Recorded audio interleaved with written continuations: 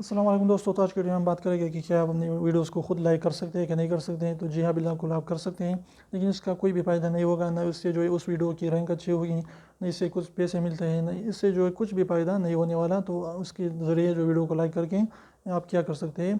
तो इसलिए बस अपने कंटेंट पर ध्यान देना है। इस तरीके के जो है अपने अच्छे अच्छे कंटेंट जो है एजुकेशन देना है, लोगों को मोटिवेशन करना है, लोगों को मोटिवेशन देना है, लोगों को कुछ एंटरटेन करना है, या इस तरह के वैल्यूएबल कंटेंट देना है ताकि लोग उसको देख सकें और आपकी वीडियोस जो है वायरल हो सकें।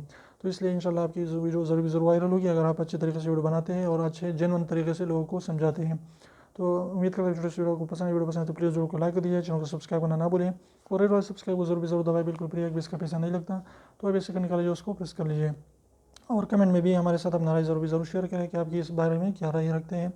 तो इंशाल्लाह फिर मिलते हैं, उसके साथ तब तक इजाज़त दीजिए। अल्लाह हाफिज़।